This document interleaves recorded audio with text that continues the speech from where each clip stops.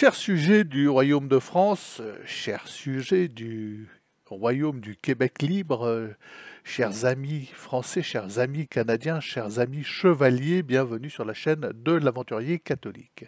Aujourd'hui, je vais m'adresser tout particulièrement à tous les membres du forum Viens Seigneur Jésus, donc forum canadien sur lequel je suis inscrit depuis longtemps. Alors, vous me voyez assez peu sur les fils parce que je communique assez peu, moi, sur les forums. Je profite plutôt de mon média, qui est ma petite chaîne YouTube, et j'aime bien me sentir à l'aise aux entournures dans mes propres convictions et idées, mais je ne suis pas du tout sectaire, je ne suis pas du tout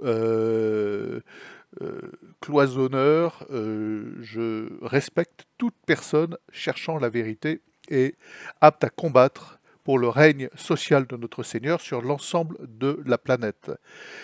Aujourd'hui, vous le savez, chers amis canadiens, les Français sont accablés. Les Français qui cherchent la vérité sont accablés comme Jésus au mont des Oliviers, ont un poids qui vient d'être déposé, un poids immense déposé sur leurs épaules. Euh, L'État français, cet État inique, cette République qui est née dans le sang des martyrs vendéens, dont je suis descendant, euh, et sur la mort de notre roi, euh, vient d'inscrire dans la Constitution euh, l'avortement comme droit sacré et vient de franchir un pas de plus dans l'ignoble, dans l'abomination, j'ose dire même l'abomination de la désolation, dans le crachat à la face de Dieu, à la face de l'acte créateur, et le péché suprême ultime contre l'esprit, la négation même de la présence de Dieu euh, dans, euh, dans le petit embryon qui vient d'être conçu.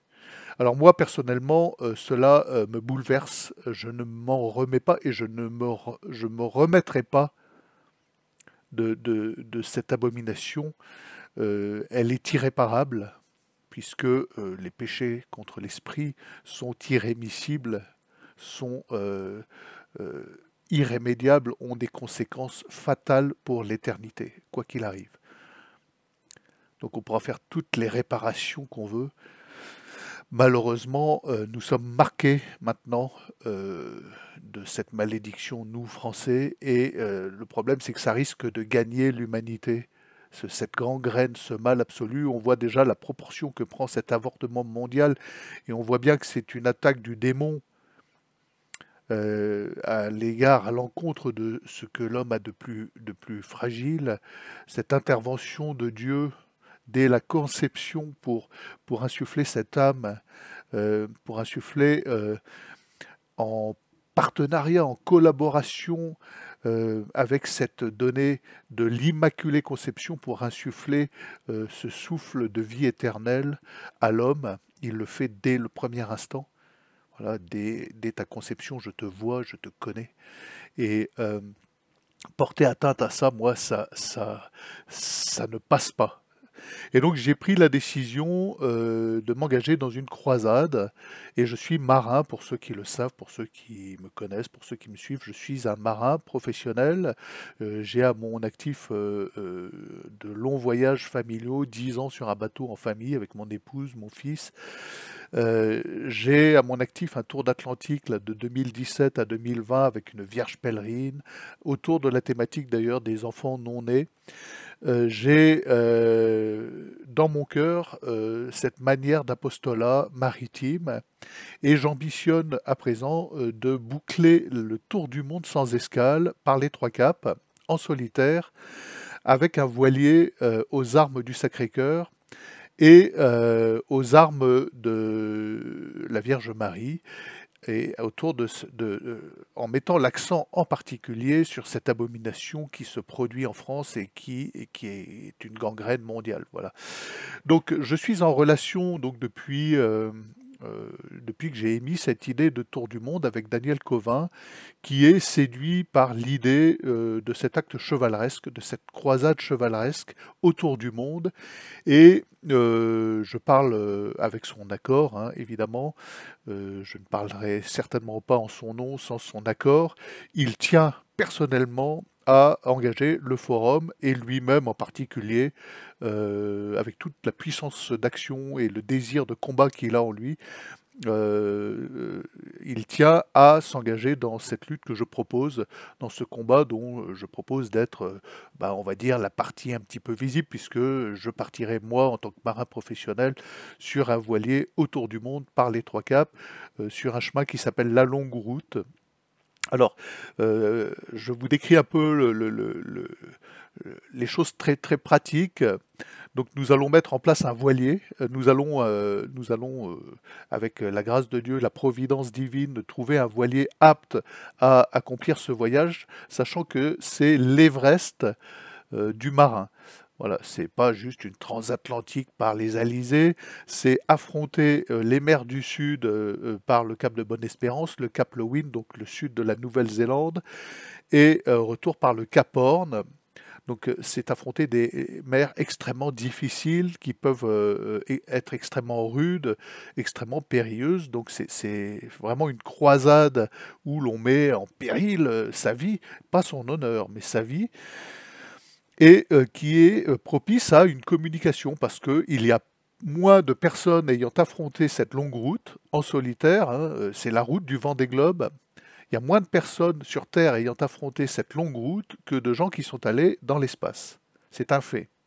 Il y a plus de gens qui sont montés dans une fusée pour aller dans l'espace qu'il y a de gens, de skippers, qui ont affronté la longue route en solitaire. Voilà. Donc c'est quelque chose qui est propice à une communication. Donc voilà, nous allons engager toute notre puissance de combattants dans un effort de communication commun autour de ce voyage unique aux armes de la Vierge Marie et pour les enfants à naître. Combat pour les enfants à naître. Donc, je vais vous lire quelques idées qui viennent directement de Daniel Gauvin. Je vais déjà, on en est aux choses très concrètes, montrer quelques voiliers qui pourraient faire le travail, quelques voiliers qui pourraient servir ultérieurement ensuite à un apostolat maritime, embarquer prêtres, équipage de conférenciers, pour parler aux populations justement du drame de l'avortement.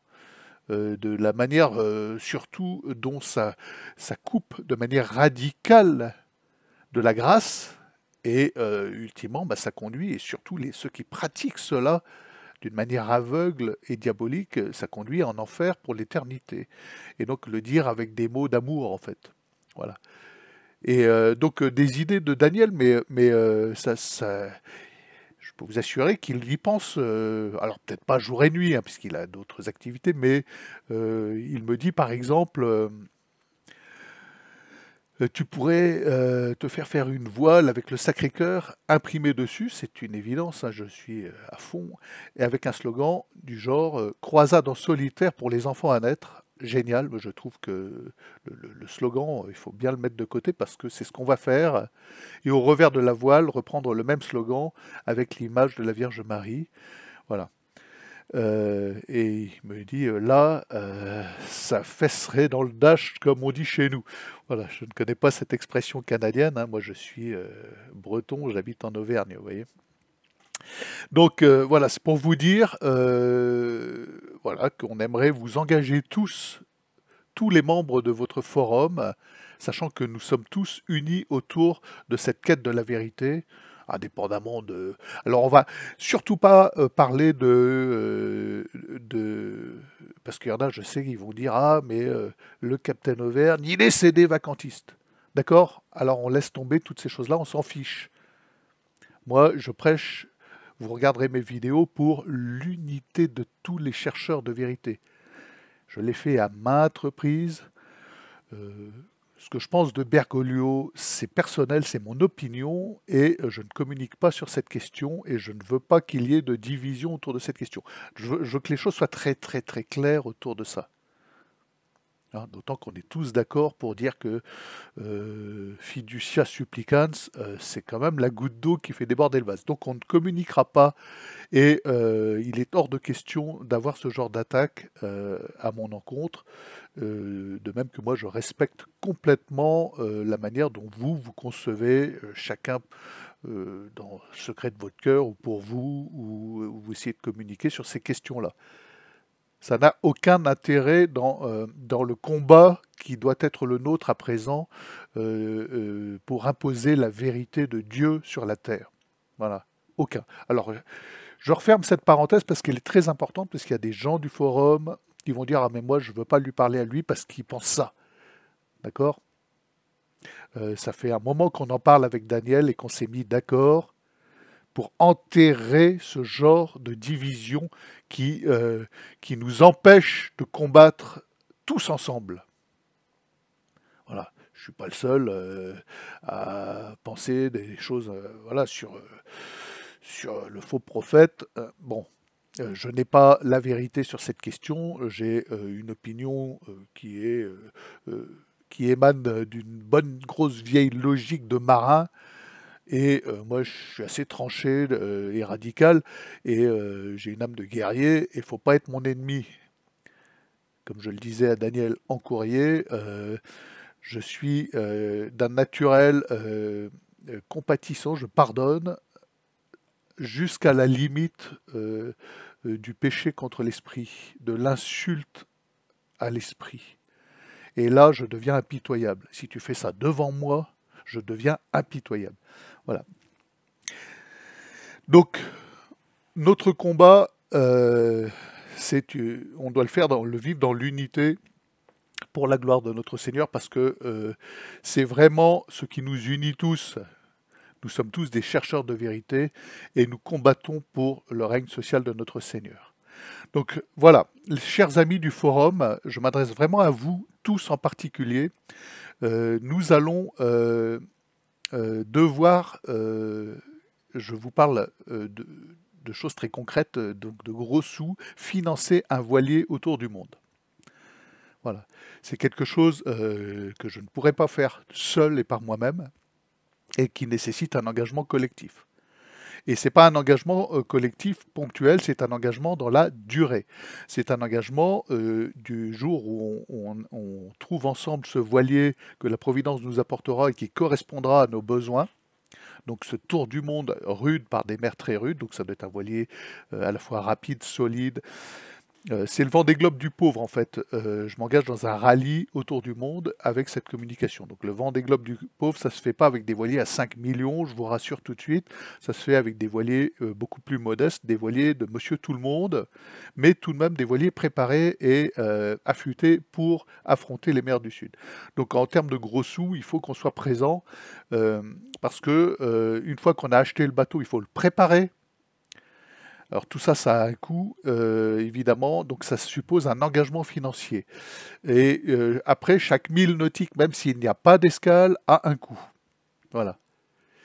Il faut qu'on sache bien les choses, donc je pourrais vous parler très concrètement en privé du budget que cela implique, sachant que voilà, j'ai montré par exemple un voilier, j'ai montré plusieurs voiliers qui vont du simple au quadruple à Daniel.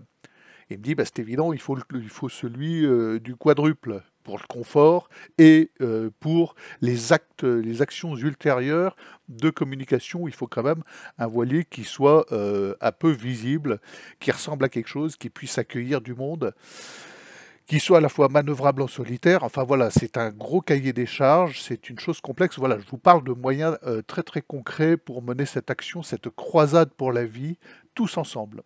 C'est des choses extrêmement concrètes et bon. Alors c'est beaucoup plus facile de parler de gros sous en Amérique. C'est pour ça que je me permets d'aborder ces questions.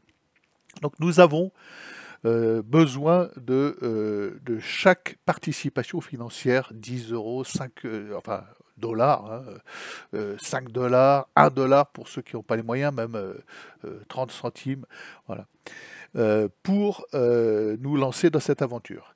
Alors pour ceux qui se diraient « Ah, ils cherchent à se payer une croisière autour du monde », alors je vous arrête tout de suite. J'ai déjà beaucoup communiqué pour expliquer les choses. Moi, j'ai déjà un petit voilier qui est pas apte à faire ce voyage, mais qui est parfaitement apte à aller sous les tropiques, se dorer la pilule. J'en possède un. Voilà. Aller mouiller la chemise au 40e, une fois qu'on aura réuni le budget, ceux qui pensent ça, je leur file les clés du bateau, qu'ils y aillent, d'accord? Voilà. J'espère que ça répond à votre question.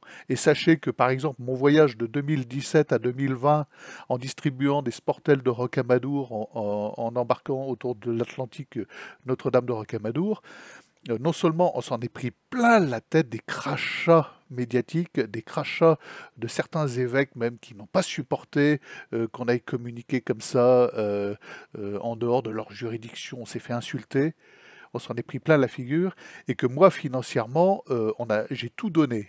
Voilà. Pendant qu'on naviguait, ma femme, elle trimait pour pouvoir payer chaque mille nautique. Elle trimait comme femme de ménage, autant vous le dire. Donc c'est un gros sacrifice financier d'aller naviguer quoi qu'il arrive. Donc venez pas me faire ce genre de procès d'intention aussi, s'il vous plaît. Non mais voilà, autant mettre les choses, tirer la couverture et border, ceinture et bretelles et vous expliquer les choses. Je ne suis pas là.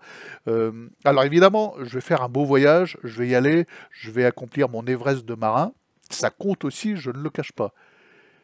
Mais je ne le ferai pas sans votre soutien et s'il n'y a pas ce combat, cet esprit de croisade, je ne le fais que pour ça. Que pour ça. C'est ma seule motivation. D'accord? Ma seule et unique motivation, c'est la gloire de notre Seigneur. C'est la vérité de l'acte créateur. Voilà. Et mon but, moi, c'est d'empêcher une seule femme de montrer la lumière à une seule femme. Si ce tour du monde sert pour une unique femme, pour lui ouvrir les yeux sur le choix du plus grand amour, pour lui montrer qu'elle est capable d'aimer l'enfant qu'elle porte au lieu d'aller le détruire. Si j'en extrais une seule d'un avortoir, ça sera gagné. Ça vaudra tout l'argent, toute la sueur, toute la peine qu'on y aura mis, les enfants. Moi, je vous dis les enfants parce que, voilà, je ne suis pas un patriarche, mais bon, ça m'a échappé. Voilà, parce qu'on est tous des enfants de Dieu. Voilà les amis, donc je m'adresse à vous, je confie cette vidéo à Daniel. Je l'y invite même à s'exprimer lui-même sur le fil que nous allons créer autour de cette croisade pour les enfants à naître, cette croisade contre l'avortement, disons-le, cette croisade pour la vie, cette croisade contre ce crime. Il faut oser affirmer que nous sommes contre. Nous ne sommes pas que pour la vie, nous sommes opposés, pied à pied, des guerriers combattants sur une ligne de front. Notre président à nous, l'espèce de poudré fantoche sataniste, c'est un mage sataniste. Il nous a déclaré la guerre. Et il va me trouver sur son chemin comme ennemi. Alors, évidemment, je ne vais pas prendre une calache, sauf si on vient nous embêter sur notre terre, sur la terre de nos ancêtres. Là, il faudra bien se défendre physiquement. Mais dans un premier lieu, on va utiliser ce genre de moyens, des moyens radicaux. Nous allons, s'il y en a d'entre vous qui se disent « Ah bah tiens, moi je suis montagnard, bah pour la gloire de notre Seigneur, je vais gravir l'Everest », qu'il y aille. Voilà, moi je suis marin, je propose cette croisade maritime par les trois caps en solitaire. Voilà les amis, je lance vraiment un appel vibrant pour que vous compreniez bien l'urgence mondiale de se battre, de s'investir dans un acte de chevalerie, dans une croisade pour la vie, pour sauver les enfants à naître dont chaque cellule est aimée de Dieu, est animée d'un dessein immense par Dieu dès le sein de la mère, et pour montrer que l'humanité entière fait fausse route en choisissant cette culture de mort, cette voie de mort, en éludant toute cette possibilité d'accueil et d'amour que Dieu nous incite à vivre profondément, nous, chacun de nous. Voilà. Et on a affaire au diviseur, on a affaire à celui qui tue, à celui qui est homicide depuis l'origine. Et le meilleur moyen de le combattre, c'est par la chevalerie. J'en suis convaincu. C'est par un acte chevaleresque. Bon, les amis, voilà, cet appel est lancé. Je compte sur chacun d'entre vous. Je confie donc cette vidéo à Daniel, qu'il la mette en bonne place sur le forum, qu'il me dise d'ailleurs si j'ai omis certaines précisions. Voilà, je parle vraiment sans papier, je vous parle avec mon cœur. Je vous parle, j'ai pas pris de notes, hein. Voilà. Donc c'est vraiment une urgence. Pour moi, c'est une urgence. Je ressens ça très profondément. Est-ce que ça vient de l'Esprit Saint? J'ose le croire. Est-ce que je suis animé par... voilà, je suis un pantin de l'Esprit Saint, j'espère.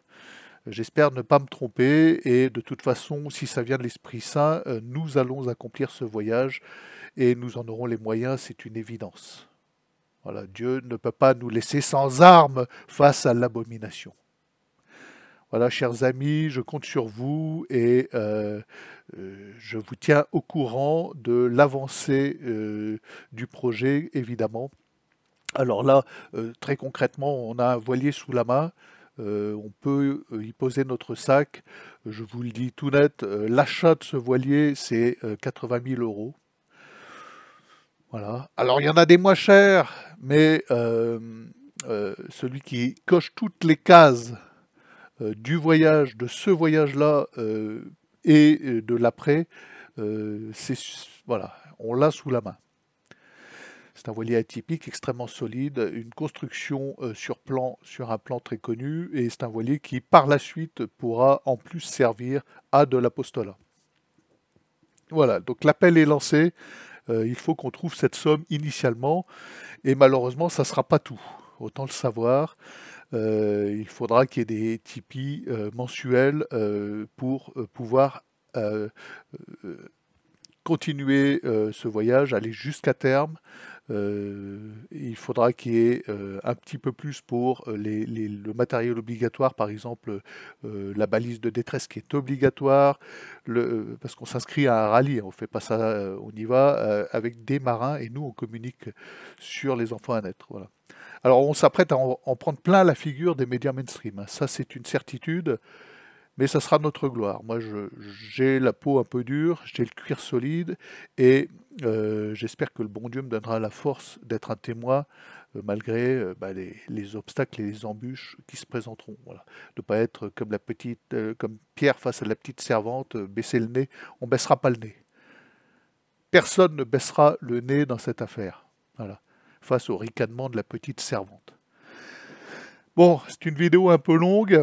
J'espère que beaucoup d'entre vous se disent, mais oui, il faut qu'on y aille. Suivons d'un seul homme le capitaine sur son bateau, et on organise une grosse communication autour de ça pour les enfants à naître, pour cette cause qui nous pèse, voilà, de l'avortement qui devient pour nous un poids terrible.